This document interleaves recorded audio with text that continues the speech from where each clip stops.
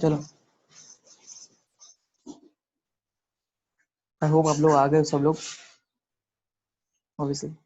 Okay, तो मैंने आपको बोला था कि मैं अगली क्लास में आपको लेक्चर स्टार्ट करने से पहले पूछूंगा क्वेश्चंस, तो प्लीज आप आंसर करना, मैं पूछ रहा हूँ आपको, ठीक है? चलो एक मिनट है, मैं ऐसे ही हाइपोथेटिकली कुछ फ्रेम करता हूँ। For example, if just a minute, हाँ, आप मैसेज करके आंसर दोगे, वैसे ही मैंने म्यूट कर दिया है।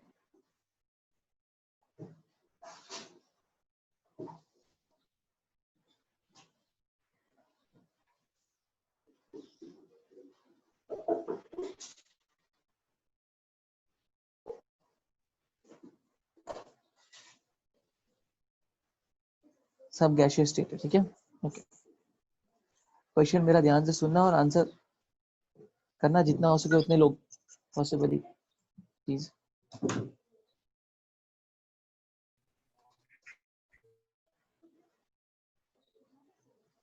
ओके, क्वेश्चन मेरा है पहला वाला, ये इफ आप समझ लो ये रिएक्शन इक्विलिब्रियम पे आ चुका है, ठीक है? रिएक्शन इक्विलिब्रियम पे है, concentration of A is increased, A और B का concentration बढ़ा, तो बताओ कहाँ जाएगा, फॉरवर्ड या बैकवर्ड? ठीक है, मैसेज आप फॉरवर्ड के लिए F यूज कर सकते हो, बैकवर्ड के लिए R यूज कर सकते हो, शॉर्ट एकदम शॉर्ट फॉर्म में रखते हैं।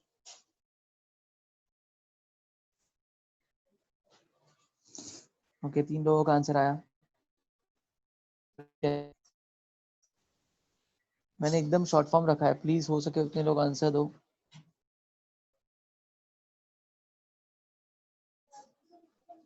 If concentration of A और B is increased, फॉरवर्ड और बैकवर्ड? 3 लोगों ने आंसर दिया है अब तक।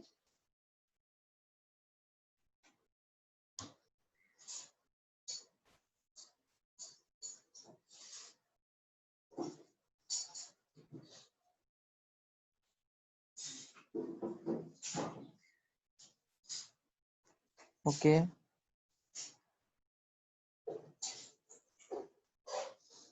नंदिनी अच्छे से देखो कहाँ सेम नंबर ऑफ मोल्स है, और कॉन्सेंट्रेशन में नंबर ऑफ मोल्स नहीं देखने होते हैं, कॉन्सेंट्रेशन के दौरान नंबर ऑफ मोल्स नहीं ऑब्जर्व करने होते हैं, ठीक है? नंबर ऑफ मोल्स का कंसेप्ट प्रेशर और वॉल्यूम के लिए है, कोई रिलेशन लेना देना नहीं है कॉन्सेंट्रेशन में नंबर ऑफ मोल्स से। मैंने कॉन्सेंट्रेशन पे क्वेश्चन पूछ रहा हूँ, कॉन्सेंट्रेशन, कॉन्सेंट्रेशन ऑफ ए और बी इज इंक्रीज्ड, बहुत लॉजिकल है। जब कभी भी कॉन्सेंट्रेशन ऑफ रिएक्टेंट इंक्रीज होता है, रिएक्शन कहाँ जाएगा, फॉरवर्ड, राइट है, ठीक है? मैं हर पॉसिबिलिटी बता रहा हूँ सिर्फ इसी रिएक्शन से। नेक्स्ट इसी में मुझे बताओ, concentration of C is decreased, बताओ अब कहाँ जाएगा, फॉरवर्ड और बैकवर्ड?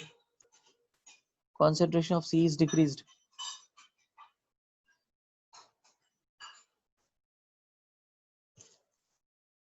सोच समझ के आंसर देना। concentration of C is decreased, forward backward?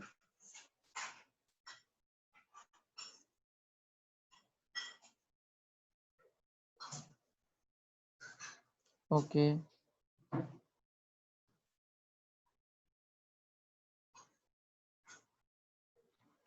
सोचो मैंने क्या सिखाया है। सी का कॉन्सेंट्रेशन अगर डिक्रीज हो गया तो सी अपने कॉन्सेंट्रेशन को वापस बढ़ाने की कोशिश करेगा, और बढ़ाने के चक्कर में उसको कहाँ करना पड़ेगा, कहाँ आना पड़ेगा, forward. Answer is forward, again answer is forward, ठीक है? आंसर अभी भी फॉरवर्ड है, ठीक है? ओके, नेक्स्ट क्वेश्चन है, next question, if concentration of A और B दोनों का concentration अगर मैंने डिक्रीज किया तो रिएक्शन कहाँ जाएगा, A और B? Okay perfect. कहाँ जाएगा? बैकवर्ड, है ना? बैकवर्ड जाए, कम हो गए तो वो लोग वापस अपने आप को जनरेट करने की कोशिश करेंगे, तो जनरेट करने की कोशिश करेंगे तो बैकवर्ड जाना चाहिए। बहुत लॉजिकल, ठीक है। अगर सी का कॉन्सेंट्रेशन बढ़ा दिया तो, यहीं मैं बना रहा हूँ, सिर्फ यहीं पे बना रहा हूँ एरो, सी का कॉन्सेंट्रेशन बढ़ा दिया तो फॉरवर्ड बैकवर्ड।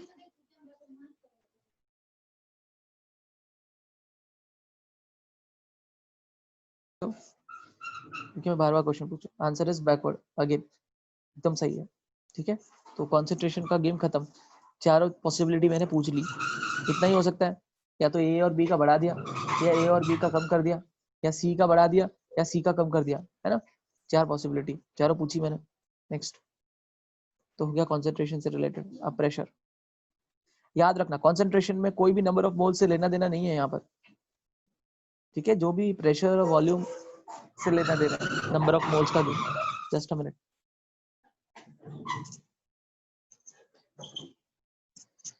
ठीक है। नेक्स्ट क्वेश्चन है,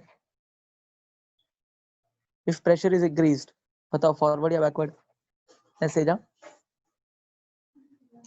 फॉरवर्ड और backward, pressure is increased.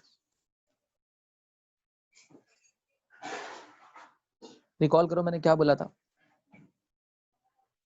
When pressure is increased, मैं वापस स्टेटमेंट बोल रहा हूँ, when pressure is increased, short में याद रखना है, रिएक्शन ऐसी डायरेक्शन में जाता है जहां नंबर ऑफ मोल्स कम होते हैं। कहा नंबर ऑफ मोल्स कम है? सोच के आंसर बताओ।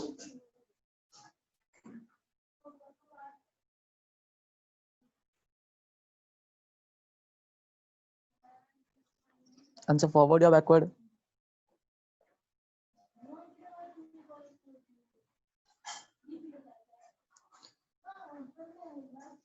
इसका आंसर फॉरवर्ड है, इसका आंसर फॉरवर्ड है, लॉजिकल है।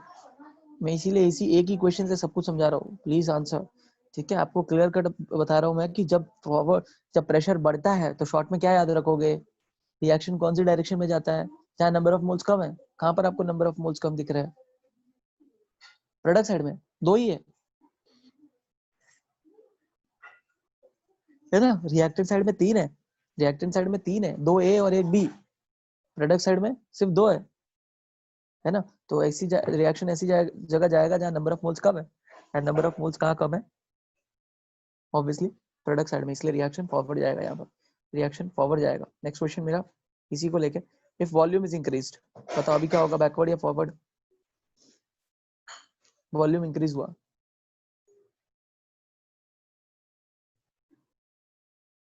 ओके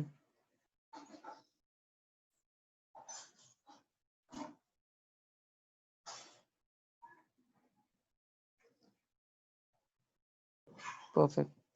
काफी लोग आंसर दे चुके हैं, आंसर इज बैकवर्ड, इस बार बैकवर्ड। क्यों? क्योंकि वॉल्यूम अगर बढ़ता है तो प्रेशर कम हो जाता है, और अगर प्रेशर कम होता है, हमेशा वॉल्यूम को प्रेशर से रिलेट करके आंसर फाइंड करना रहता है, या फिर सीधा भी याद रख सकते हो, सीधा भी याद रख सकते हो, बट बेटर है आप प्रेशर से रिलेट करो। वॉल्यूम बढ़ा, प्रेशर कम हो गया, प्रेशर कम हो गया तो रिएक्शन एक ऐसी डायरेक्शन में जाएगा जहाँ नंबर ऑफ मोल ज्यादा किस तरफ है, टुवर्ड्स लेफ्ट, देयरफॉर बैकवर्ड जाएगा, देयरफॉर बैकवर्ड जाएगा, बहुत सिंपल, देयरफॉर बैकवर्ड जाएगा। आई होप आपको समझ में आया। नेक्स्ट मैं टेम्परेचर से रिलेटेड पूछ रहा हूँ, उसके लिए एक चीज करनी पड़ेगी हमें,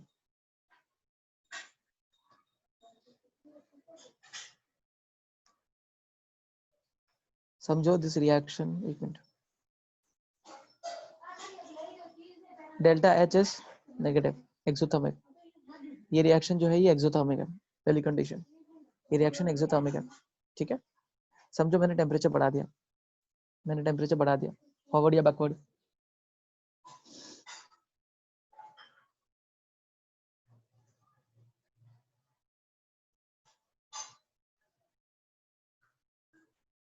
मैं वापस समझा रहा हूँ, टेम्परेचर बढ़ाना, पहले तो समझने हमेशा कैसे रिलेट करने का, डेल्टा एच नेगेटिव है, इसका मतलब है फॉरवर्ड डायरेक्शन में एक्सोथर्मिक है, इसका मतलब है फॉरवर्ड डायरेक्शन में एक्सोथर्मिक है, तो बैकवर्ड में कैसा होगा, एंडो, बैकवर्ड में कैसा होगा, एंडो, ठीक है।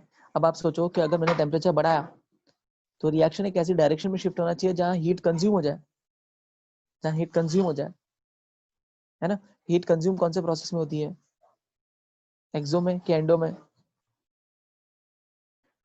ऑब्वियसली एंडो में कंज्यूम होती है। और एंडो कौन से डायरेक्शन में है, बैकवर्ड।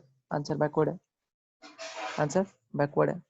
ऐसे सोच के बताना आंसर, एकदम कंसेप्चुअल है, सब कुछ सिखा है इसलिए एक ही में सब कुछ बता रहा हूँ, ठीक है। समझो यही को, इसी रिएक्शन को मैंने चेंज करके पॉजिटिव कर दिया, ठीक है। मैंने इस बार डेल्टा एच पॉजिटिव कर दिया, मतलब एंडो है, तो फॉरवर्ड डायरेक्शन में एंडो है, तो बैकवर्ड में एक्सो होगा। समझो इस बार टेम्परेचर बढ़ाया, तो डायरेक्ट आंसर मत देना, सोचो क्या आएगा फिर आंसर।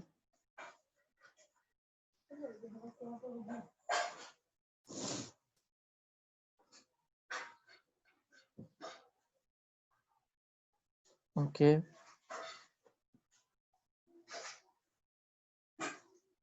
ओके, आप क्लियर दे सकते हो वापस। इस बार टेम्परेचर बढ़ाया वापस, हमें पता है रिएक्शन एंडोथर्मिक है, फॉरवर्ड डायरेक्शन में एंडो है, बैकवर्ड में एक्सो है। टेम्परेचर बढ़ाया, रिएक्शन वापस जो हमने टेम्परेचर बढ़ाया उसकी वजह से जो हीट जनरेट हुई है वो हीट कंज्यूम करनी पड़ेगी, और हीट कौन से रिएक्शन में कंज्यूम होती है, एंडो, और फॉरवर्ड ही तो एंडो है, फॉरवर्ड जाएगा, देयरफॉर फॉरवर्ड जाएगा, देयरफॉर फॉरवर्ड जाएगा।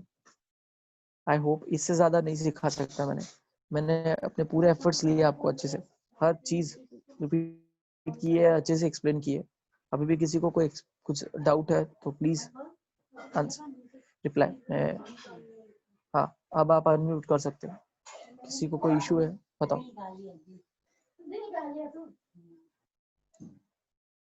किसी को कोई प्रॉब्लम?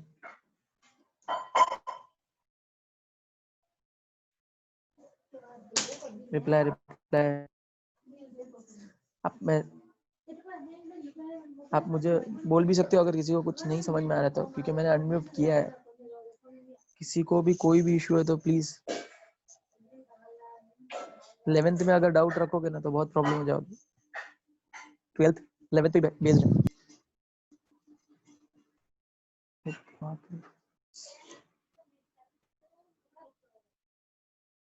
तो कोई कुछ नहीं बोल रहा है तो आई थिंक मेरे हिसाब से मैं सक्सेसफुल हूँ एक्सप्लेन करने में, ये समझ के चल रहा हूँ मैं, ठीक है।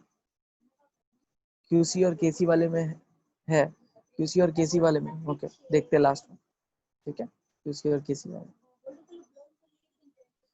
डी चैटलिस्ट समझ में आ गया अच्छे से सब लोगों को? डी चैटलिस्ट सबको अच्छे समझ में आ गया ना? प्लीज गलती मत करना, सोच समझ के आंसर करना और गलती नहीं। ओके ओके ओके, ठीक है। चलो वापस म्यूट कर रहा हूँ मैं आप सबको। ली चैटलिस्ट सबसे ज्यादा इंपॉर्टेंट प्रिंसिपल है, ठीक है। चलो आगे बढ़ते हैं। ओके, आई थिंक मैं यहीं पे था। ओके, नेक्स्ट क्वेश्चन मेरा आपको, क्वेश्चन ही वापस क्वेश्चन के फॉर्म में। चलो मुझे आप बताओ कि अगर मैं कोई रिएक्शन दे रहा हूँ वापस, ठीक है, कोई रिएक्शन दे रहा हूँ और वो लोग आपको पूछ रहे हैं कि इसमें प्रेशर बढ़ा दिया, तो मुझे बताओ इक्विलिब्रियम कांस्टेंट चेंज होगा क्या? इक्विलिब्रियम कांस्टेंट चेंज होगा क्या?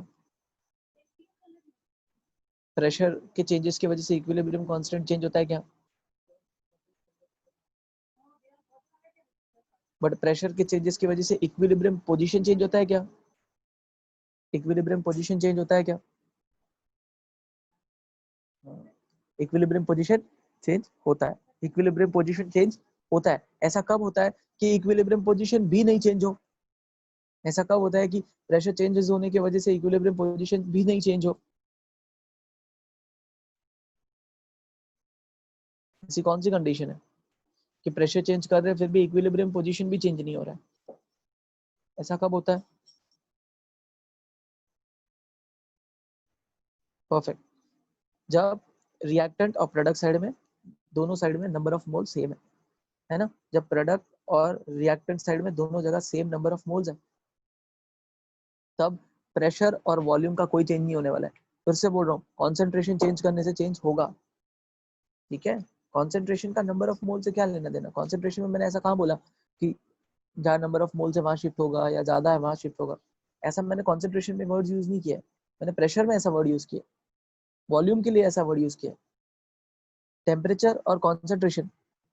ठीक है, नेक्स्ट क्वेश्चन, अगर मैं कॉन्सेंट्रेशन चेंज करूंगा, कॉन्सेंट्रेशन चेंज करूंगा तो मुझे बताओ क्या चेंज होगा, इक्विलिब्रियम पोजीशन या equilibrium constant? Message, if concentration changes तो क्या चेंज होगा, इक्विलिब्रियम पोजीशन और इक्विलिब्रियम कांस्टेंट?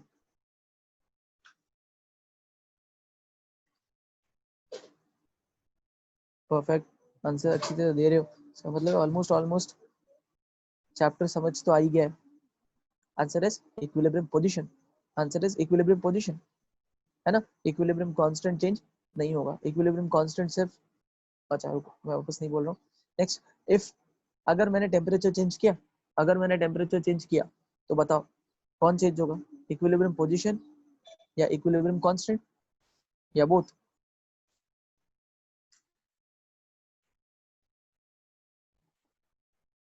अगर मैंने टेम्परेचर चेंज किया, मैंने अगर टेम्परेचर चेंज किया, टेम्परेचर में कुछ चेंजेस किए तो मुझे बताओ, मेरा क्वेश्चन सुनो, क्वेश्चन नहीं सुना आपने।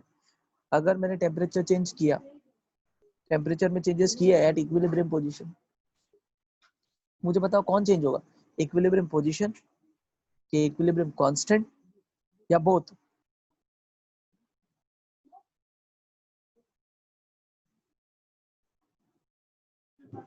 अंकिता एक बार वापस सोच लो।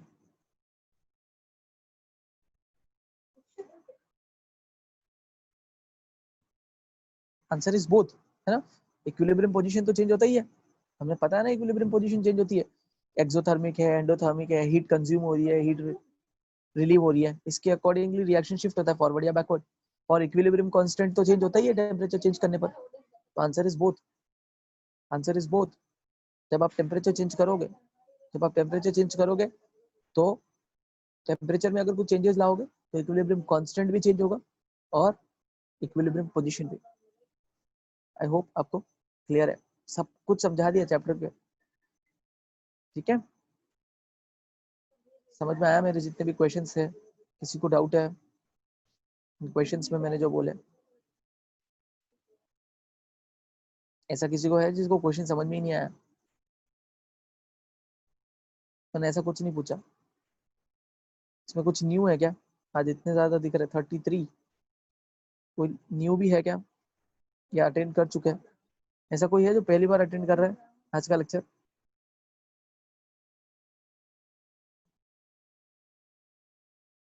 ऐसा कोई है आप में से? ओके ओके,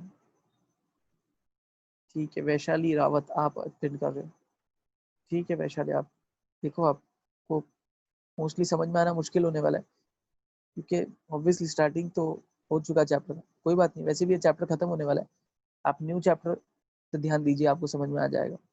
या फिर रिकॉर्डेड है लेक्चर्स, आप उसको रेफर करिए तो आपको और ज्यादा अंडरस्टैंडिंग आ जाएगी। रिकॉर्डेड लेक्चर है ना, मेरा रिकॉर्ड हुआ है, उस रिकॉर्ड लेक्चर को आप देखना, आपको समझ में नहीं आया तो फिर मुझे बताना आप, फिर भी अगर आपको समझ में नहीं आता है तो, ठीक है। ओके, तो प्लीज जिनको जिन्होंने बराबर से सारे लेक्चर्स अटेंड नहीं किया, आप प्लीज जो रिकॉर्डेड लेक्चर्स है उसको देखो, ठीक है, कुछ भी ऐसे ही मत छोड़ना। ओके, इफेक्ट ऑफ टेम्परेचर देखो, आप देख रहे हो reaction PCl5 gives PCl3 plus Cl2, है ना। अभी यहाँ पर ये रिएक्शन कैसा दिखा रहे हैं लोग, एक्सो, आप सबको समझ में आता है ये एक्सोथर्मिक है ना। तो अगर ये रिएक्शन एक्सोथर्मिक है तो देखो उन्होंने क्या लिखा है अभी, the reverse reaction is endothermic, I think ये भी आपको समझ में आता है। एंडोथर्मिक रिएक्शन कंज्यूम्स हीट, पता है आपको, है ना। तो therefore equilibrium must shift in the reverse direction to use up the added heat, है ना। ये लोग बोल रहे हैं कि अगर इस रिएक्शन में अगर हमने टेम्परेचर बढ़ा दिया, टेम्परेचर बढ़ाया तो रिएक्शन किस डायरेक्शन में शिफ्ट होगा, टेम्परेचर बढ़ाया तो ऑब्वियसली अपोजिट डायरेक्शन में। क्यों? क्योंकि ये रिएक्शन एक्सोथर्मिक बता रहे हो लोग, इस रिएक्शन को बोलो एक्सोथर्मिक, तो उसकी वजह से एक्स्ट्रा हीट आई, उस एक्स्ट्रा हीट को कंज्यूम करवाना पड़ेगा, और कंज्यूम कौन से रिएक्शन के लिए होती है, एंडो, एंडो बैकवर्ड है। तो सिंपली आप ये पढ़ के पता चल जाएगा आपको कि रिएक्शन बैकवर्ड जाएगा। किसी को इस पैराग्राफ में डाउट है?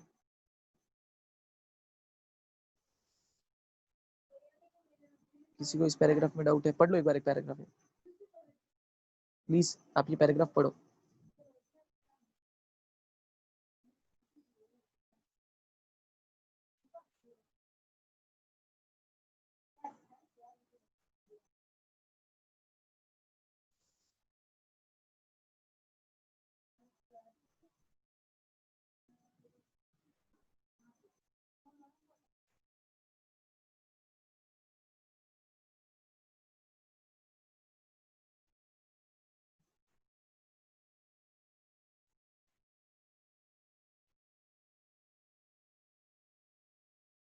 पढ़ के हो जाए तो मुझे मैसेज कर देना, और अगर किसी को डाउट है तो बताओ।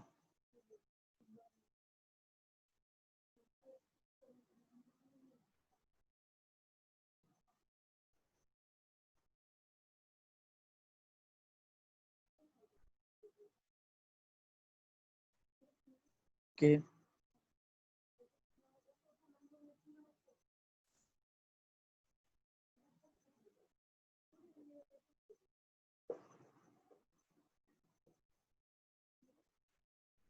हो गया पढ़ के? आई थिंक काफी इतनी देर में तो हो गया, हो जाना चाहिए, है ना, कुछ है ही नहीं। PCl5 का नाम क्या है आपको आगे सब समझ में आ जाएगा। PCl5 is very famous compound, आप ऑर्गेनिक में भी बहुत बार देखोगे इसको, फास्फोरस पेंटाक्लोराइड, है ना, फास्फोरस पेंटाक्लोराइड, इजी तो है नाम, 5 क्लोरीन है इसलिए फास्फोरस पेंटाक्लोराइड। PCl3 क्या हो जाएगा, फास्फोरस ट्राइक्लोराइड। ठीक है, इस चैप्टर में नाम से रिलेटेड इंपॉर्टेंस नहीं है, पहला नाम भी धीरे धीरे जैसे जैसे आप आगे जाओगे ना आपको नाम सब समझ में आने लग जाएगा, बस ध्यान देना चाहिए आपको हर एक लेक्चर में। ठीक है, नेक्स्ट नेक्स्ट रिएक्शन देखो आप क्या दिया, now let us study the effect of change of temperature on the equilibrium constant. Equilibrium constant की बात कर रहे हैं, समझो आपको ये रिएक्शन दिया हुआ है, CO plus 2H2O that gives you ethanol, sorry methanol plus heat. Reaction कैसा है, एक्सोथर्मिक। अगेन मैं आपको अभी बता रहा हूँ, इस रिएक्शन को आप याद रखो, बेटर है, इस रिएक्शन को आप हमेशा के लिए याद रखो। इसको बोलते हैं, रिएक्शन का नाम नहीं एक्चुअली, सॉरी, आप इसको याद रखो। जब कभी भी आपको कार्बन मोनोऑक्साइड प्लस हाइड्रोजन दिख जाए, जरूरी नहीं है कि दो ही हो, प्लीज नंबर्स इंपॉर्टेंट नहीं है, आपको कार्बन मोनोऑक्साइड और हाइड्रोजन दिख जाए, together they are known as water gas, they are known as water gas. ठीक है, कार्बन मोनोऑक्साइड और हाइड्रोजन जब कभी भी आपको दिखे तो आपके दिमाग में इतना आना चाहिए कि they are known as water gas, also known as synthesis gas, synthesis, synthesis gas और सिन गैस। सिंथेसिस का SYN लिया है, तो दो नाम है, वाटर गैस और सिन गैस। सिन गैस को ही आप पूरी तरह से लिखोगे तो that is known as synthesis gas. क्यों बोलते हैं सिंथेसिस गैस, क्योंकि इससे हम क्या सिंथेसिस कर रहे हैं, मिथेनॉल, मिथाइल अल्कोहल प्रिपेयर कर रहे हैं। सिंस मिथाइल अल्कोहल इससे सिंथेसिस हो रहा है, मिथाइल अल्कोहल का सिंथेसिस हो रहा है, that's why they are together known as synthesis gas, syn gas, water gas. ठीक है, हालांकि इस चैप्टर में इसका इंपॉर्टेंस नहीं है, बट मैं आपको हर चीज को लिंक करके पढ़ाने की कोशिश करता हूँ। ठीक है, ये हाइड्रोजन चैप्टर में होगा, या आपका हाइड्रोजन चैप्टर नहीं है, S ब्लॉक करके चैप्टर होगा, ग्रुप 1 एंड 2 करके चैप्टर होगा एक, उसमें डेफिनेटली दिखेगा, और नहीं भी है पूरी बुक में तो भी याद रखो, इंपॉर्टेंट है। ठीक है, they are known as water gas. Okay, याद रखना CO plus H2 are known as water gas. और अगर ये भी याद रख रहे हो तो ये भी याद रख लो इतना, जब कभी भी आपको CO plus N2 दिख जाए, CO plus H2 is known as water gas.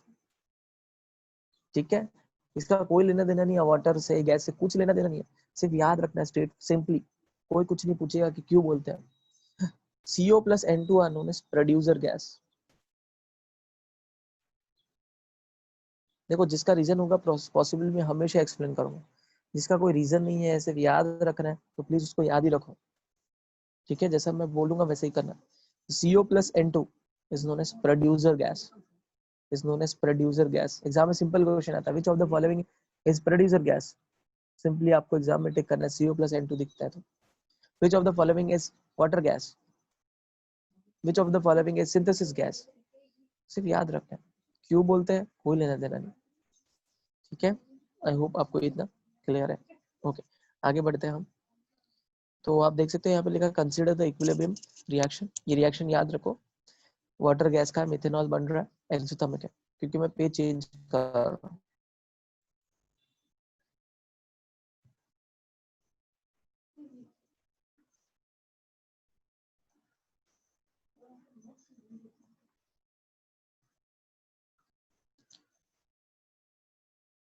Okay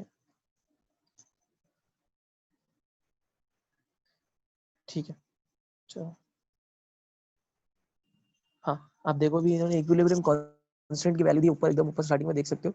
हमें पता है केसी कैसे लिखते हैं, आप देख सकते हो केसी सही लिखा है उन्होंने, है ना, केसी सही लिखा है। अब देखो उन्होंने क्या किया है, बॉक्स में क्या दिखाया है, 298 टेम्परेचर पे केसी की वैल्यू देखो कितनी है, 500 पे देखो कितनी है, और 1000 पे कितनी है। मतलब क्या हो रहा है, जैसे जैसे टेम्परेचर बढ़ रहा है वैसे वैसे केसी की वैल्यू घट रही है। ठीक है, हमें पता है कि टेम्परेचर चेंज होता है तो केसी चेंज होता है, केसी चेंज होता है, वही बताया उन्होंने, केसी चेंज हो रहा है। अब इक्विलिब्रियम पोजीशन भी चेंज होती है, इक्विलिब्रियम पोजीशन भी चेंज होती है। अगर आपको रिएक्शन याद होगा तो रिएक्शन एक्सोथर्मिक था, एक्सोथर्मिक था। अब आप मुझे बताओ, अगर मैं टेम्परेचर बढ़ाऊंगा तो रिएक्शन किधर जाएगा, टेम्परेचर बढ़ाऊंगा तो रिएक्शन किधर जाएगा, सोचो।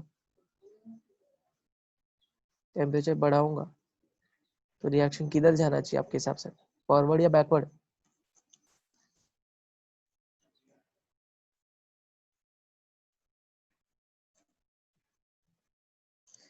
अच्छा एक चीज शायद आंसर नहीं दे रहे हो, पता नहीं आपको समझ नहीं आया होगा, कोई बात नहीं।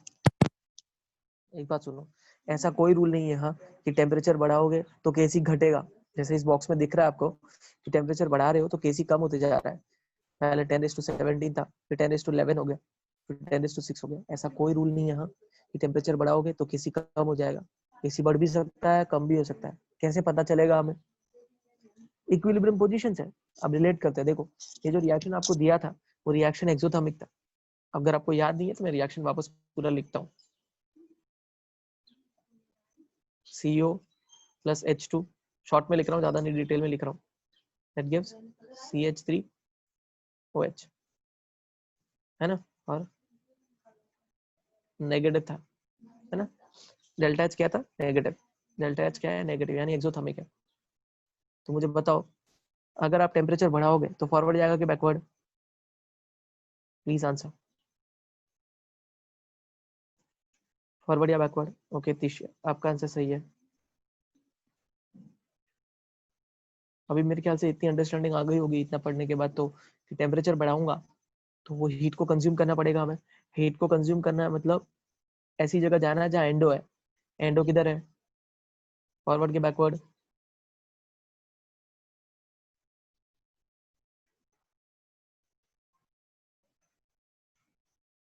आंसर इज बैकवर्ड, है ना, answer is backward, clear cut है। एक्सो तो फॉरवर्ड है, फॉरवर्ड डायरेक्शन में एक्सो है, तो बैक, है ना, तो बैकवर्ड जाएगा ये रिएक्शन, क्योंकि बैकवर्ड में एंडो है। अब आप सोचो, अगर रिएक्शन बैकवर्ड जाएगा, अगर रिएक्शन बैकवर्ड जाएगा तो किसका कॉन्सेंट्रेशन बढ़ेगा और किसका कम होगा? ठीक है, अगर बैकवर्ड जाएगा बहुत लॉजिकल है कि प्रोडक्ट का कॉन्सेंट्रेशन कम होगा और रिएक्टेंट का बढ़ेगा, रिएक्टेंट का बढ़ेगा, इतना तो समझता है आपको, है ना। अगर बैकवर्ड जाएगा तो कॉन्सेंट्रेशन किसका बढ़ेगा, रिएक्टेंट का। अब आप बताओ, अगर रिएक्टेंट का कॉन्सेंट्रेशन बढ़ेगा, रिएक्टेंट का कॉन्सेंट्रेशन बढ़ेगा तो केसी देखो ना क्या है, केसी की वैल्यू कैसे लिखते हैं हम, ऊपर क्या लिखते हैं, प्रोडक्ट, नीचे क्या लिखा है, रिएक्टेंट। अब आप मुझे बताओ, अगर रिएक्टेंट का कॉन्सेंट्रेशन बढ़ेगा तो रिएक्टेंट तो नीचे, रिएक्टेंट का कॉन्सेंट्रेशन बढ़ेगा तो ऑब्वियसली केसी क्या होगा, कम होते जाएगा। इसीलिए जैसे जैसे टेम्परेचर बढ़ाते जा रहे हैं वैसे वैसे केसी घटते जा रहा है। अगर यही रिएक्शन एंडोथर्मिक होता, अब आप सोचो अगर यही रिएक्शन एंडोथर्मिक होता तो फॉरवर्ड जाता। ये बातें, अगर मैं क्वेश्चन नहीं पूछ रहा हूँ अभी, सिर्फ सुनो, सुनते जाओ, नहीं समझ में आया तो बताना। अगर यही रिएक्शन एंडो होता, यही रिएक्शन सेम एंडो होता और मैं टेम्परेचर बढ़ाता, मैं टेम्परेचर बढ़ाता तो रिएक्शन फॉरवर्ड जाता, फॉरवर्ड जाता तो प्रोडक्ट का कॉन्सेंट्रेशन बढ़ता, प्रोडक्ट का कॉन्सेंट्रेशन बढ़ता तो जैसे जैसे टेम्परेचर बढ़ाऊंगा वैसे वैसे प्रोडक्ट का कॉन्सेंट्रेशन बढ़ेगा, और अगर प्रोडक्ट का कॉन्सेंट्रेशन बढ़ेगा तो केसी भी बढ़ेगा। समझ में आया मैंने क्या बोला? अब बताओ समझा या नहीं समझा?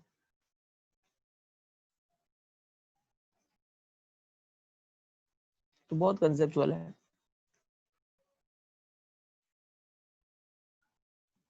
प्लीज आंसर समझा या नहीं समझा आप लोगों को? हार्डली कुछ लोग रिप्लाई करते हैं।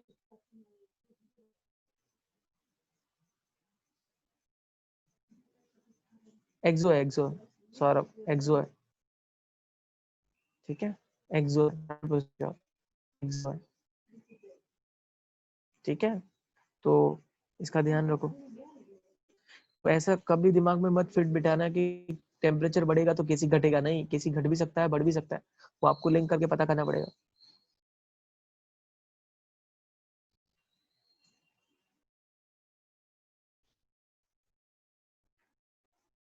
मैंने कल एंडो बोले थे, क्या एंडो?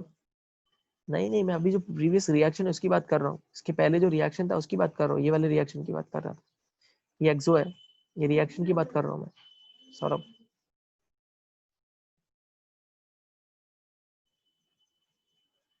ठीक है, चलो देखो इसमें क्या लिखा आगे। तो फॉरवर्ड रिएक्शन इज एक्सोथर्मिक, भाई मैं वही बोल रहा हूँ, forward reaction is exothermic according to le Chatelier principle on increasing the temperature shifts the position of equilibrium to the left, है ना, आपने भी वही बोला था, बैकवर्ड जाएगा। और अगर बैकवर्ड जाएगा तो प्रोडक्ट का कॉन्सेंट्रेशन क्या हो जाएगा, कम। तो देखो क्या लिखा, therefore the concentration of methanol decreases and that of concentration of carbon monoxide and hydrogen increases, therefore Kc value decreases, therefore the value of Kc decreases as the temperature is increased. I hope crystal clear है, समझ में आया?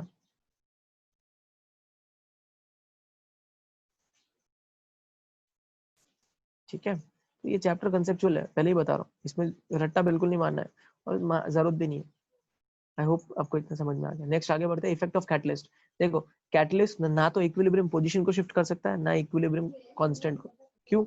क्योंकि catalyst का काम क्या होता है, आपने पढ़ा होगा, अपने स्कूल से भी पढ़ा होगा कि कैटलिस्ट का काम होता है रेट ऑफ रिएक्शन को बढ़ाना, रेट ऑफ रिएक्शन को बढ़ाना, ठीक है। कैटलिस्ट का काम होता है रेट ऑफ रिएक्शन को बढ़ाना।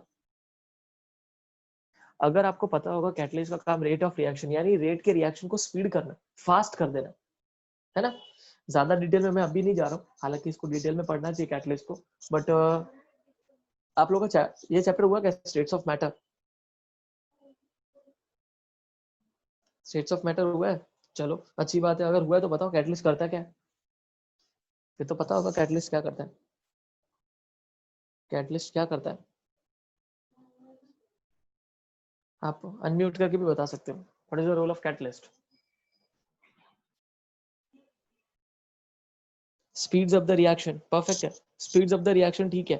कैसे करता है speed of the reaction? Reaction क्यों स्पीड हो जाता है, रिएक्शन की स्पीड क्यों बढ़ जाती है, वो एक्सप्लेन करो। इसका आंसर लाई करता है स्टेट्स ऑफ मैटर में, बराबर है। कैटलिस्ट क्या करेगा, रिएक्शन की स्पीड बढ़ा देगा, बट कैसे, ऐसा क्यों होता है, इसके पीछे रीजन है, वो सुनना है मुझे।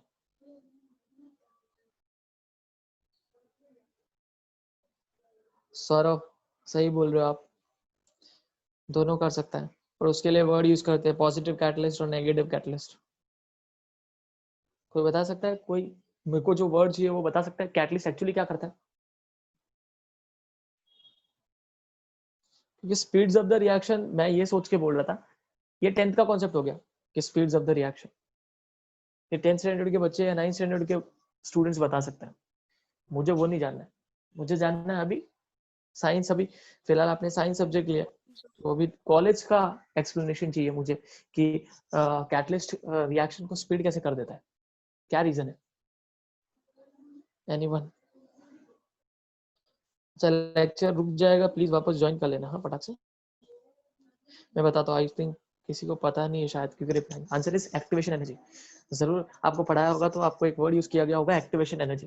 कैटलिस्ट हमेशा एक्टिवेशन एनर्जी को कम कर देता है, कैटलिस्ट हमेशा एक्टिवेशन एनर्जी को कम कर देता है।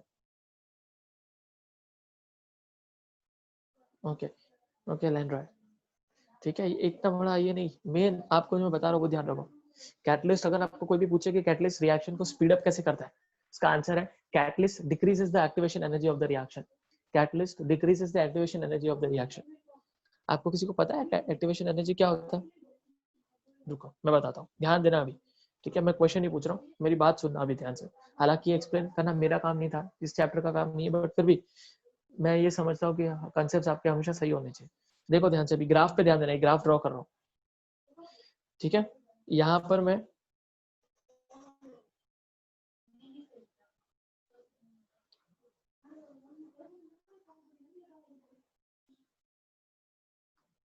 ठीक है, ये ग्राफ है, ये ग्राफ।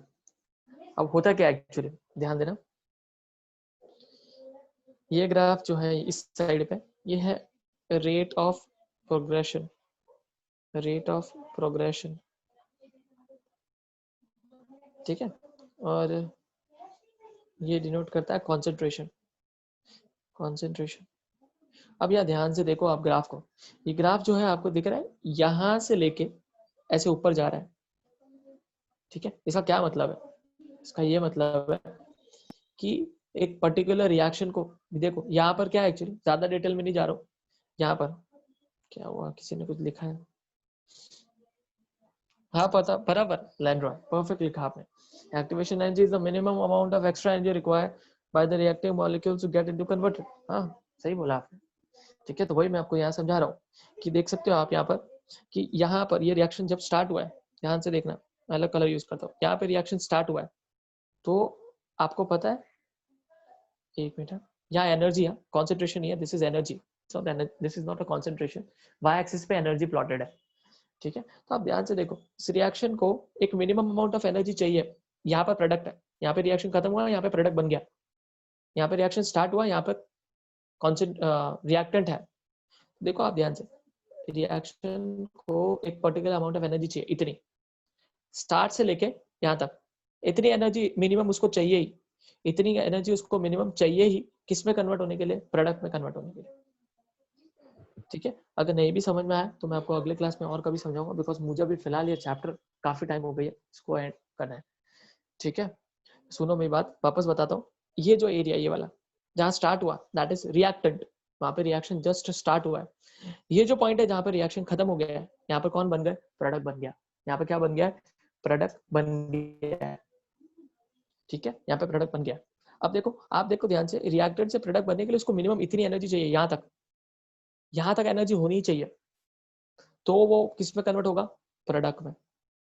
तो ये जो एनर्जी है, ये वाली, इस एक्स्ट्रा एनर्जी को, एक्स्ट्रा वर्ड क्यों यूज कर रहा हूँ, क्योंकि आप देखो ध्यान से, पहले से कुछ अमाउंट ऑफ एनर्जी थी, ये देख सकते हो, यहाँ से स्टार्ट हो रहा है ग्राफ, जीरो से स्टार्ट नहीं हो रहा है। अगर ध्यान से देखो तो ग्राफ जीरो से स्टार्ट नहीं हो रहा है, कुछ ऊपर से स्टार्ट हो रहा है थोड़ा सा। इसका क्या मतलब है कि रिएक्टेंट के पास पहले से कुछ अमाउंट ऑफ एनर्जी थी, रिएक्टेंट के पास पहले से कुछ अमाउंट ऑफ एनर्जी थी। उतना डिटेल में नहीं जाते, कहाँ से आई वो एक्स्ट्रा एनर्जी, बहुत डिटेल हो गया, इस लेवल पे आपको समझ में नहीं आएगा। अभी इतना समझो कि रिएक्टेंट के पास पहले से कुछ अमाउंट ऑफ एनर्जी थी, और उसको, ये पहले से कुछ अमाउंट ऑफ एनर्जी थी और उसको एक्स्ट्रा इतनी लगी। ये जो एक्स्ट्रा अमाउंट ऑफ एनर्जी लगी, that is known as activation energy, that is known as activation energy. तो हमेशा याद रखना है, एक्टिवेशन एनर्जी एक मिनिमम अमाउंट ऑफ एनर्जी होती है जो रिएक्टेंट को लगती है प्रोडक्ट में कन्वर्ट होने के लिए, that is known as activation energy. इतना समझ में आया पहले?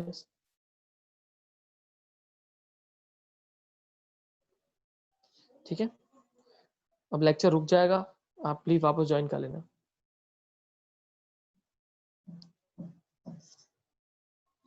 ठीक है, कोई भी टाइम पे लेक्चर रुक सकता है, वापस ज्वाइन कर लेना। तो मेरा क्वेश्चन